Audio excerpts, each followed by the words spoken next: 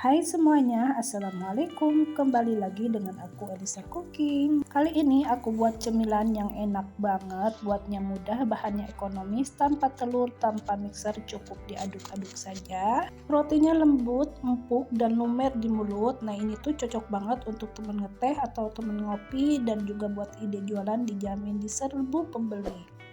Untuk bahan adonannya 1 sendok makan gula pasir, 1 sendok makan ragi instan, dan 1/4 sendok teh garam, setengah sendok teh baking powder, dan juga 200 ml susu cair suhu ruang.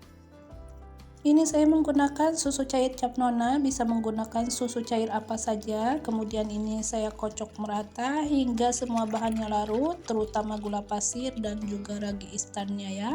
Nah ini saya rasa mengocoknya sudah tercampur merata dan semua bahannya sudah larut.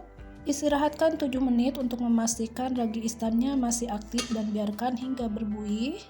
Setelah membiarkannya 7 menit, nah ini ragi instannya sudah berbuih dan pastinya masih aktif ya untuk ragi instannya. Nah tentunya saya juga sudah menyiapkan 300 gram tepung terigu, masukkan secara bertahap. Ini saya mengaduknya menggunakan tangan saja ya, tanpa mixer, cukup diaduk-aduk saja menggunakan tangan manual seperti ini ya teman-teman. Untuk terakhir ini saya menambahkan 70 gram margarin. Aduk atau ulen untuk adonannya hingga benar-benar adonan kalis dan lembut sehingga tidak menempel di wadah dan juga tidak menempel di tangan ya teman-teman. Nah seperti ini hasilnya lembut banget saat dipegang. Adonannya sudah pas banget. Ini saya akan diamkan kurang lebih 1 jam hingga mengembang 2 kali lipat. Sambil menunggu adonannya mengembang, ini saya akan membuat untuk isiannya. Nah ini saya sudah menyiapkan labneh dan juga keju. Untuk labneh dan juga kejunya campurkan jadi satu. Tapi untuk kejunya ini saya menggunakan 2 sendok makan saja karena ini kejunya terlalu asin ya. Untuk isiannya bisa disesuaikan selera masing-masing ya teman-teman. Bisa menggunakan coklat, keju, sayuran ataupun apa saja. Kedua bahan isiannya ini saya sudah mengaduknya tercampur merata, tidak ada yang bergerindil. Kemudian ini juga saya menambahkan keju mozzarella, tapi sesuaikan selera saja ya teman-teman, mau pakai atau tidak itu opsional ya. Nah untuk isiannya jadi 3 bahannya, ada keju asin, labneh, dan juga keju mozzarella. Nah ini saya aduk merata hingga tercampur merata semua bahan kejunya.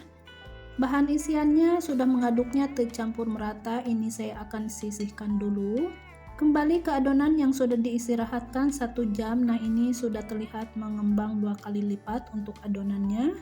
Ini saya menyiapkan papan alas kerja, ini saya olesi dengan minyak supaya tidak lengket ya. Adonannya sudah disiapkan, kemudian ini adonannya akan saya pipihkan ya. Untuk mempipihkannya tidak terlalu tebal dan jangan terlalu tipis juga ya teman-teman. Ini saya pipihkan menggunakan rolling pin yang saya punya seperti ini ya teman-teman. Nah ini saya menggunakan tutup botol untuk mencekaknya supaya sama rata ya untuk bulatannya. Kalau kalian punya alat yang lain bisa menggunakan alat yang kalian punya ya. Menggunakan tutup botol seperti ini mudah banget cara menggunakannya dan ukurannya juga sama rata ya. Nah ini keju untuk isiannya sudah disiapkan. Masing-masing adonan untuk isiannya cukup 1 sendok teh saja supaya tidak melebar untuk isiannya. Bagian pinggirnya dirapatkan, dicubit-cubit supaya isiannya tidak keluar. Lakukan hingga selesai seperti yang sebelumnya hingga semua adonan terisi dengan keju. Pastikan bagian pinggirnya dirapatkan, dicubit-cubit supaya nanti untuk isiannya saat digoreng atau dipanggang tidak ambyar. Nah semua adonan sudah terisi dengan keju, ini akan saya istirahatkan kembali 20 menit ya. Setelah 20 menit ini adonannya sudah mengembang 2 kali lipat, ini sudah siap digoreng atau dipanggang ya. Siapkan teflon, tuang sedikit minyak, jangan banyak-banyak ya untuk minyaknya. Dirasa teflonnya sudah panas, masukkan masing-masing adonan secukupnya teflon yang kita gunakan ya. Gunakan api sedang cenderung kecil supaya rotinya tidak mudah gosong dan matangnya sempurna.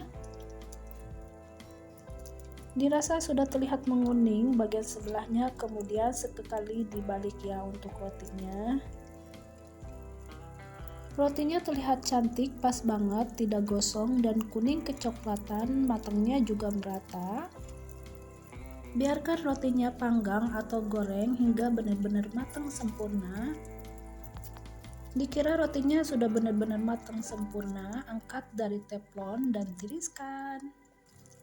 Lanjut, ini saya menggoreng sebagian adonannya. Ini saya menggoreng yang kedua ya, goreng seperti yang sebelumnya. Penggorengan roti yang kedua sudah matang juga, angkat dari minyak dan tiriskan.